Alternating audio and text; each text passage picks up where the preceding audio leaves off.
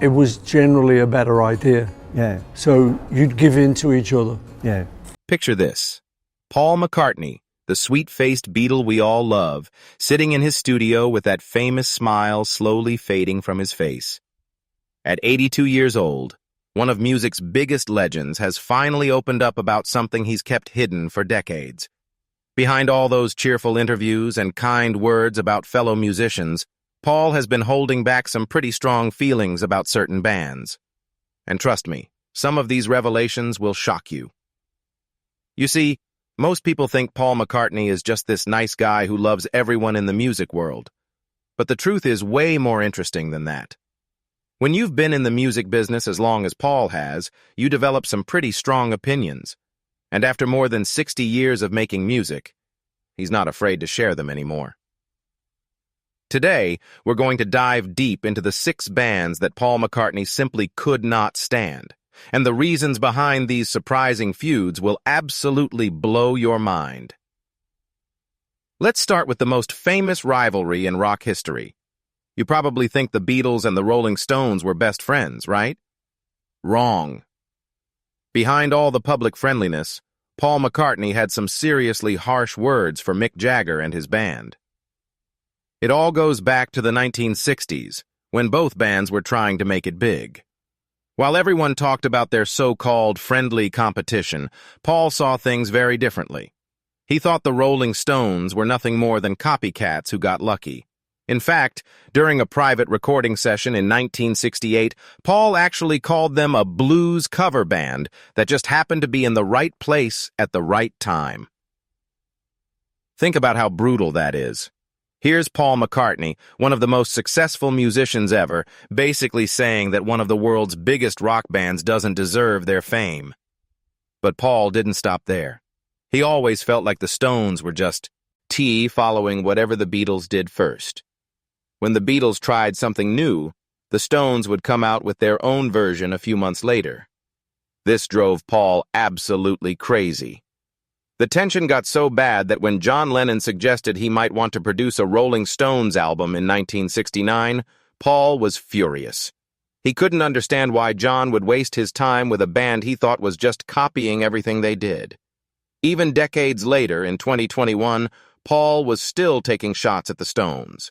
He told a reporter that while the Beatles cast a wide net musically, the Rolling Stones were still just a blues cover band. Of course, Mick Jagger fired back with his own joke about the Beatles, but you could tell Paul's comments really bothered him. The crazy thing is, even when Paul tries to say something nice about the Rolling Stones today, you can still hear that edge in his voice. It's like he just can't let go of this old grudge. But if Paul had problems with his peers from the 60s, wait until you hear what he thought about the punk rockers who came later.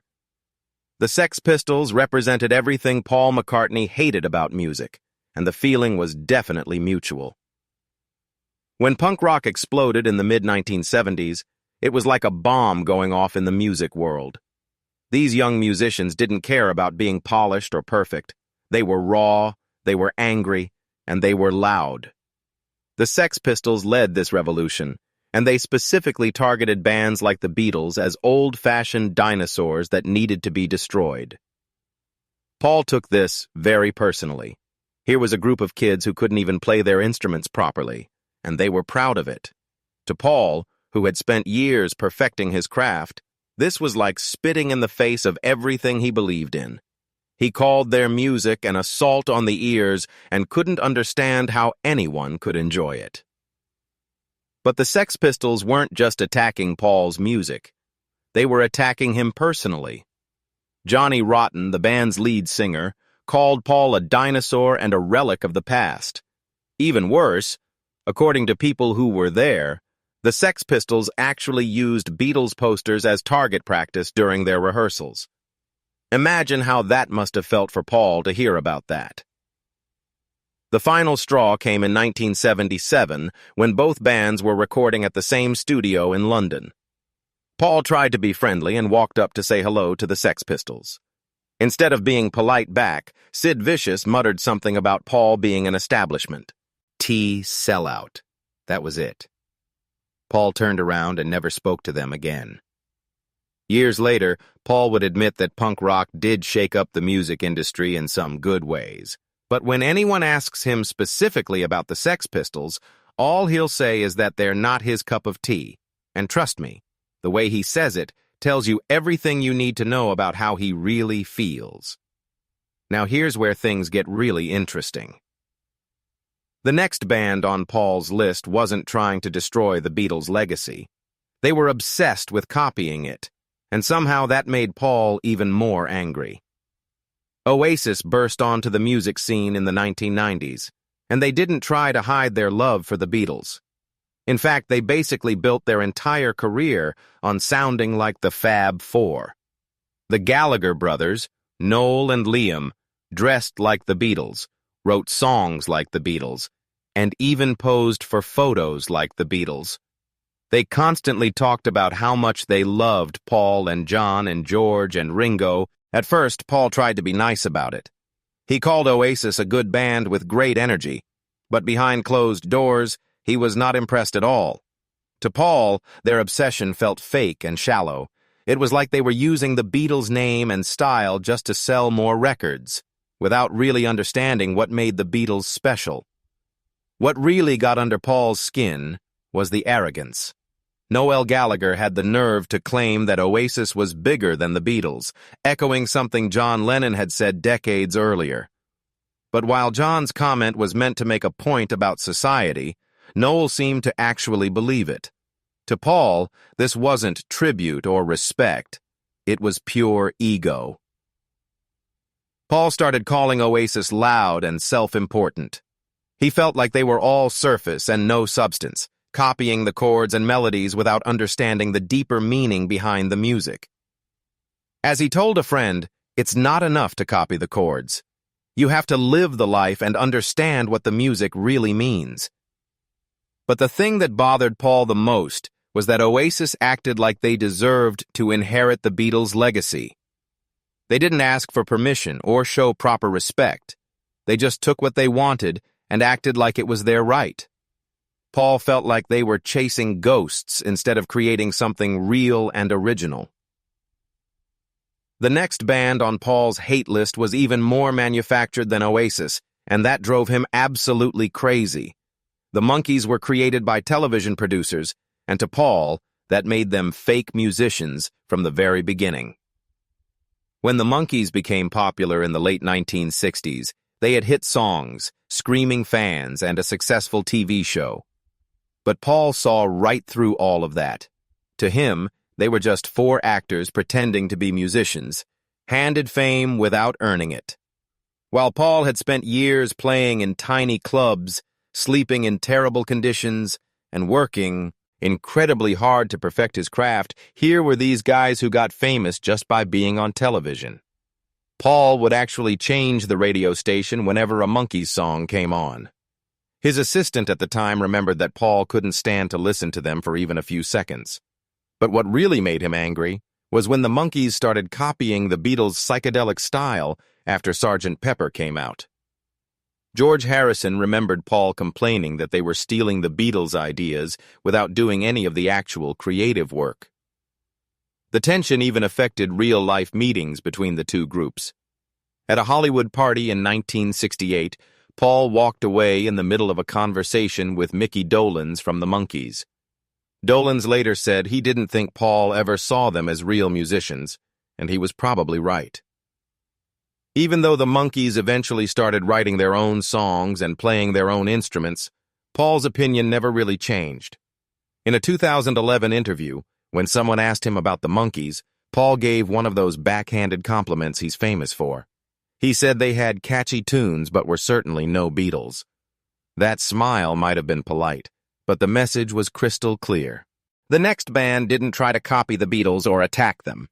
Instead, they did something even worse in Paul's eyes. They beat the Beatles' chart records during a time when Paul's own career was struggling. By the late 1970s, Paul's solo career and his band Wings weren't doing as well as they used to. Meanwhile, disco was taking over the world, and leading the charge were the Bee Gees. With their high-pitched voices and the massive success of Saturday Night Fever, The Gibb brothers were breaking records that had once belonged to the Beatles. To Paul, the Bee Gees were just Beatles light, recycling old formulas with flashy vocals and drum machines. According to one of Paul's bandmates, Paul would listen to their hits and dismiss them as the same 3 chords as everyone else, just played faster. He couldn't understand why people were so excited about what he saw as simple, repetitive music. What made it even worse was that the Bee Gees kept breaking Beatles records. Every time Paul heard about another milestone being surpassed, it felt like a personal attack on his legacy.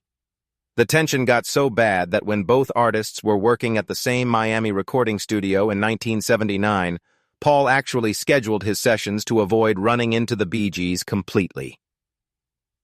One studio engineer remembered telling Paul that the Bee Gees had just broken another Beatles record.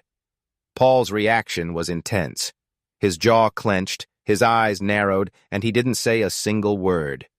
The anger was obvious, even though he tried to hide it. Even when Maurice Gibb died in 2003, Paul's statement was cold and brief.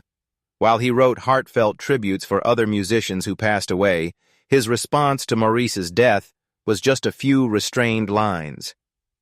People in the music industry definitely noticed the difference. But if Paul had issues with disco stars and punk rebels, none of those feelings compared to his complicated relationship with the final band on our list. This rivalry was born from admiration, but ended in silence and sadness. The Beach Boys should have been Paul's musical soulmates. After all, Paul has said many times that God Only Knows is one of the greatest songs ever written. But behind that praise lies one of the most complex and painful rivalries in music history. When Pet Sounds came out in 1966, Paul became completely obsessed with it. He listened to it over and over again, studying every arrangement and harmony. The album inspired him so much that it directly led to the creation of Sgt. Pepper's Lonely Hearts Club Band. But admiration quickly turned into competition. Paul started paying very close attention to what Brian Wilson was doing next. When Brian began working on an ambitious follow-up album called Smile, Paul was watching every move. But when Brian's mental health problems caused him to abandon the project, Paul's empathy seemed to disappear. He reportedly said that if you can't finish what you start, you shouldn't be in the music business. According to Paul, real musicians push through no matter what. The situation got much worse during a dinner party at Brian Wilson's house in 1967. Paul, maybe without meaning to hurt anyone's feelings, criticized several Beach Boys songs as simplistic and repetitive. Brian was so upset by these comments that he didn't speak for days afterward. People who were there said they'd never seen Brian so shaken by criticism. Even in later interviews, when Paul talks about the Beach Boys, his compliments always come with conditions. He'll say they had lovely harmonies, but then add that people overstate their influence. He insists that the Beatles were already heading in that direction and didn't really need the Beach Boys to inspire them. When Paul talks about God Only Knows today, he still calls it perfect, but then he adds that it was only perfect for American pop of that time. It's like he can't give Brian Wilson full credit without somehow diminishing it. A music historian put it perfectly when he said that Paul respects Brian's work, but he'll never fully admit how much it pushed him creatively. Doing that would mean acknowledging that someone else helped shape the Beatles, and that's something Paul just can't do. The truth is, these rivalries tell us something important about Paul McCartney. Behind that boyish smile and charming personality is a man who is fiercely protective of his legacy. He worked incredibly hard to build the Beatles into the greatest band in history, and he doesn't like it when other people try to claim that same level of greatness. Some of these feuds came from artistic differences. Paul genuinely believed that punk rock and disco were inferior to the kind of music he made. Others came from ego and competition. He couldn't stand it when other bands broke Beatles records or claimed to be better than the Fab Four. And some came from the complex feelings that arise when admiration turns into rivalry. But in every case, These conflicts show us that even the most beloved musicians are human beings with strong opinions and hurt feelings. Paul McCartney might be a living legend, but he's also someone who gets angry when he feels disrespected or copied or overshadowed. At 82 years old, Paul has finally reached a point where he's comfortable sharing these honest opinions. Maybe it's because he's secure in his legacy, or maybe he's just tired of pretending to like everyone. Either way, these revelations give us a fascinating glimpse into the mind of one of music's greatest artists. So what do you think about Paul's surprising confessions? Did any of these rivalries shock you? Do you think his criticisms were fair, or was he just being too harsh? I'd love to hear your thoughts in the comments below. And if you enjoyed learning about this hidden side of Paul McCartney, make sure to hit that like button and share this video with your friends. Don't forget to subscribe and ring the notification bell so you never miss our latest stories about music legends and their secret feuds. Because trust me, there are plenty more shocking revelations where these came from, and you won't want to miss a single one.